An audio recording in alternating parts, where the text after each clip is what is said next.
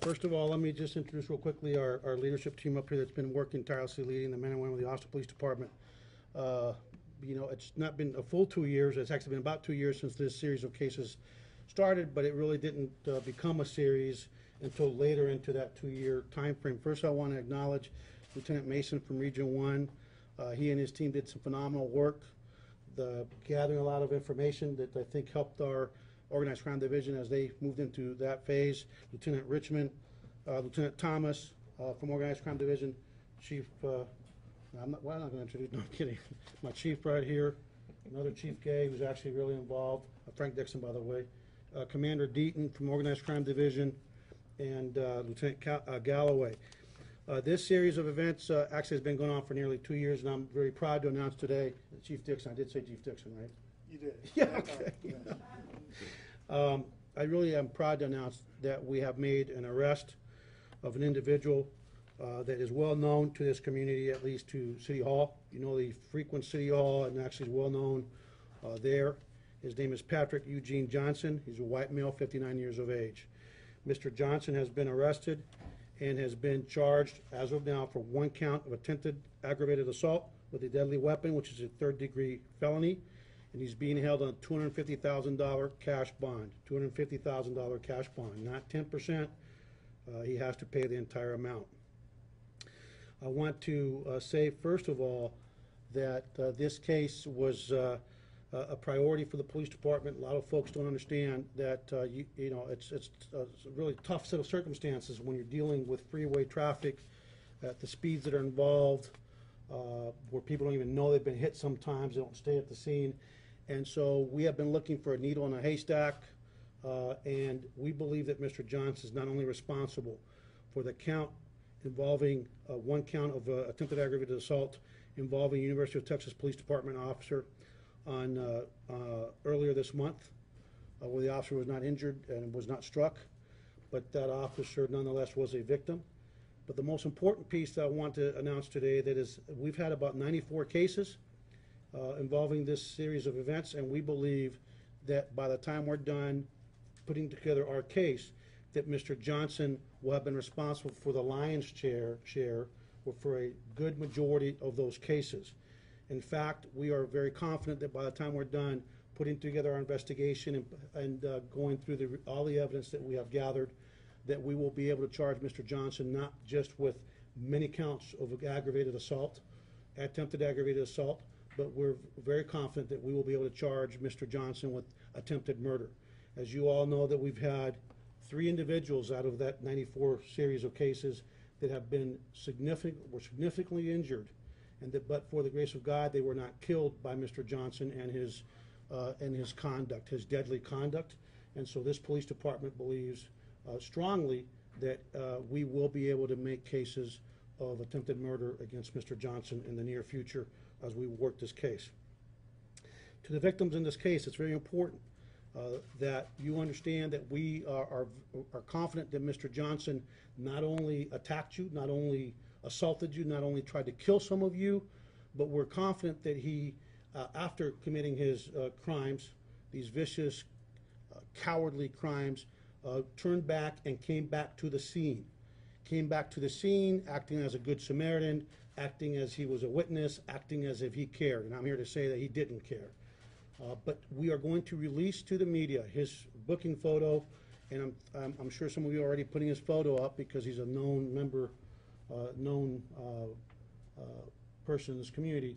But we're going to release his booking photo, and what we ask the victims in this series of events, that to take a hard look at that photo, because there's a high probability that Mr. Johnson came back to the scene and actually contacted you.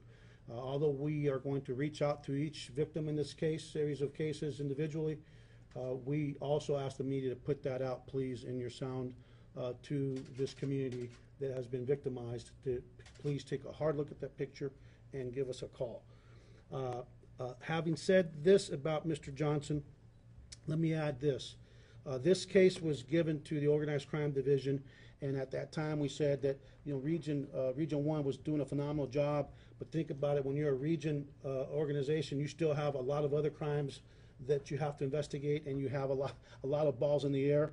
And so we made a decision back at the beginning of June, on June 6th specifically, to transfer this case to the Organized Crime Division. In a matter of 9 days, they were able to put a case together. The case came together very quickly because we were able to put the new eyes there. We put 100 members of this department, thanks to the leadership of Troy Gay, our assistant chief, but especially of Commander Deaton, that under the guidance of Assistant Chief Gay, put 100 folks to work on this case, put more analysts to work on this case. They basically put their operation on hold because lives were at risk, lives were on the balance here, and they were able to notice a pattern of Mr. Johnson actually reporting these crimes.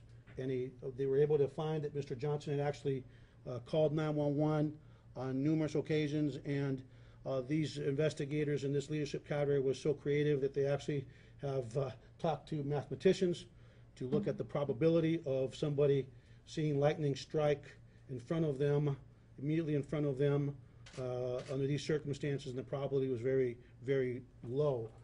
In this case, when you look at the number of cases that have been able to find information in the CAD logs, which is the computer assisted dispatch logs, it is almost impossible. So I will tell you that there was some creative policing going on, and we were able to make this arrest. We have also made an arrest of another individual, or 2 other individuals that have been throwing rocks over the bridges that we don't believe are part of this series of events. And we have another person that we believe is a copycat, or 2 copycats that we're working on. And here's my message to the copycats. We're not going to stop. Mr. Johnson's probably going to spend the rest of his life in prison by the time we're done with him. And if you want to end up being a cellmate, a blockmate, go ahead and continue with your copycat. Because the only thing you're going to do is the technology and the methods that we are deploying, we will catch you, and I'm confident that we will be making an additional arrest of at least 1 copycat here in the very near future. The hotline for those that have information on any of these cases is still up. Our efforts are going to continue moving forward. The hotline again is 512-974-7999.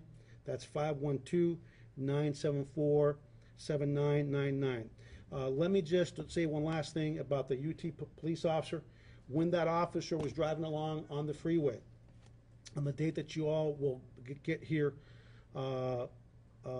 in a minute, earlier this month, about a week ago, he had his camera rolling, and he believed that he saw a rock come from across the other side of the freeway. Fortunately, he was able to hit his brake. It did not strike his vehicle. Once we got that information from Chief Carter of the University of Texas Police Department, we were able to get the DMAV, and then our investigators, due to looking at this as a cold case where they went back and they started analyzing, not just from an elimination of suspect standpoint, but analyzing the CAD data to see if there's anything they can find the CAD data. When you have 100 people that are able to stop and put everything down, they were able to, they had already identified Mr. Johnson as a highly probable suspect, and again, quite a few of these cases. When we got that video, our detective actually ran Mr. Johnson to see what vehicles he has registered his name, and we can tell you that based on the video that at least, again, this 1 count that we have him under arrest for, and we have the signed warrant and the arrest order from the judge, $350,000. It is definitively him.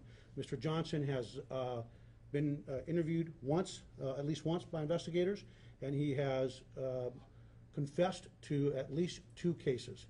Again, that's how we tied in the UT PD piece. The last thing I want to tell you is this, that the investigation continues, is ongoing, and we really believe that because of the efforts of the awesome police department, starting with our Region 1 folks and ending with our OCD, Organized Crime Division, that we have the person in custody who is responsible for the lion's share of those 94 cases, and we are very confident with a high degree of certainty that he's responsible more than likely for the 3 cases that resulted in the serious injuries but especially the one case that it had a really devastating impact on the victim and their family, lifelong impacts. And we already have information that ties him into that case. And so, again, at the end of the day, we believe we will have attempted murder charges filed on Mr. Johnson and many other cases of aggravated assault and attempted aggravated assault. With that, I'll open it up to any questions. What's his motive here? Was it a hero complex? Is he trying to drum up business for his tow truck? I don't know what his motive is. Chief, since this started 2 years ago, first it was on those bridges along the upper decks, then it moved to Glenberg. Do we think Johnson changed his MO as this went on, or was he responsible for one of those MOs? We believe that he's responsible for the lion's share of these cases. And again, the most important piece is we believe he's responsible for the most serious injuries in these cases. And I can tell you that by the time we're done, we will be able to prove which ones he's responsible for. What else? Did he tow any of the cars that were suspected? I don't know. Can you talk about his roommate? No. What was it exactly that led up to an arrest at 4 a.m. today? Was there another attempt last night? It was time to make an arrest. It was time to make an arrest and bring him in. And so that was a decision that the investigators made under the leadership of these men that you see back here. And it was the right time, and we brought him in. So I guess I'm asking if that last set of rock throwings, because we've seen them these last few weekends, if they provided your investigators with just that last bit of info. No, like I said, remember, you have to remember what I just said a few minutes ago. The OCD division put most of their caseload at war. A significant part of their division came to a standstill. We reassigned them on June 6th, and they dedicated 100 sworn members of the department of their division, plus a lot of other assets. And we just, again, it was looking for a needle in a haystack. We got lucky. We started looking at different data points, different data sets that we were, and looking at it with a fresh set of eyes.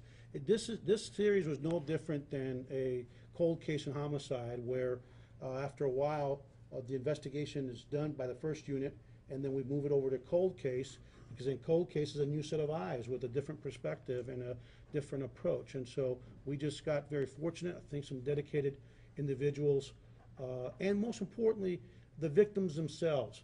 Too often in this country, victims of crime don't report those crimes. And I'm very proud of the fact that we in the city of Austin have a relationship with as a police department with the community that we serve, where people, whether they're English speaking, Spanish speaking, whether they're Christian or Muslim, doesn't matter. This richly diverse community trusts its police department to do two things. Number one, to take their incidents seriously. Number two, they know they're going to be treated with respect and dignity, and that we're actually going to work hard. And so I think that if it wasn't for people taking the time to report these, you know, how many times have people been victimized, no matter what the crime is, where they don't even bother reporting it?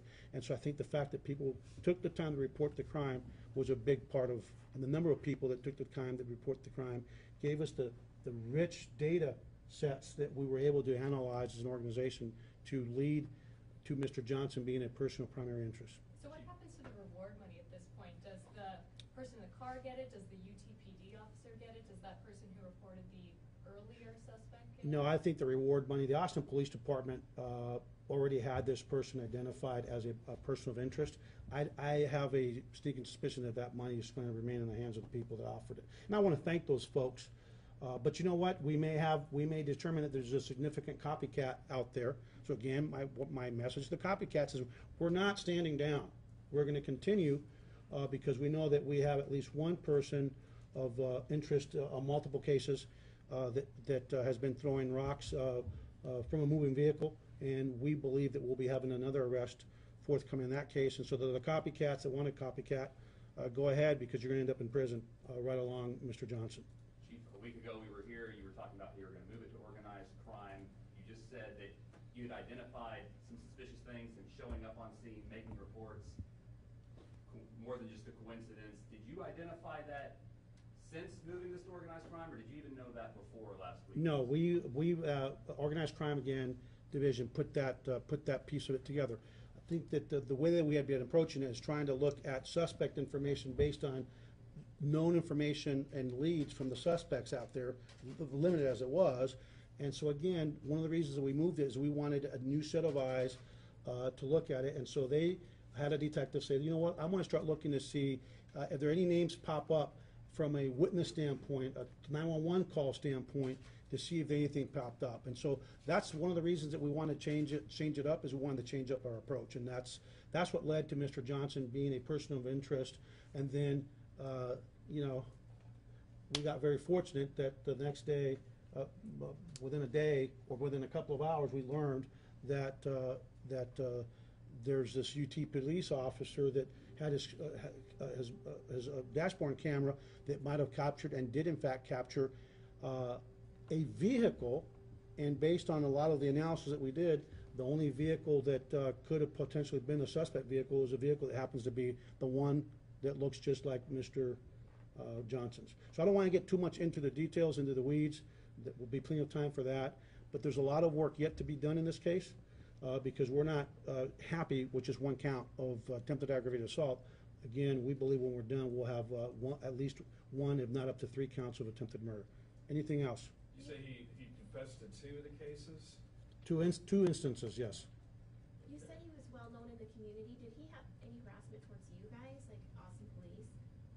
Well, I don't want to talk about that. I can just tell you that the timing of when this series of events started after we initiated another investigation that he's a subject of that has nothing to do with rock throwing. And I'm not going to say any more on that. What does the continued investigation entail going forward? The continued investigation entails two things. Number one, building cases against Mr. Johnson, who again is responsible for a lion's share of these 94 cases. Continuing to build that, and I'm not going to tell you what we're going to be looking at because I'm not in the business of giving away our methods.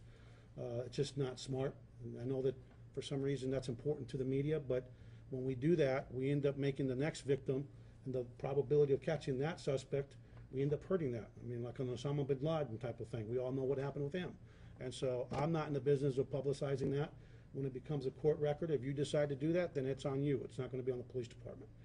Because we have a responsibility not just to the victims that have been victimized year to date, we have a responsibility as a police department to continue to safeguard our methods as much as possible, because there's going to be other victims and other crimes, and that's why we just don't talk about it. Anything else? Okay, guys, thank you very much. Appreciate it.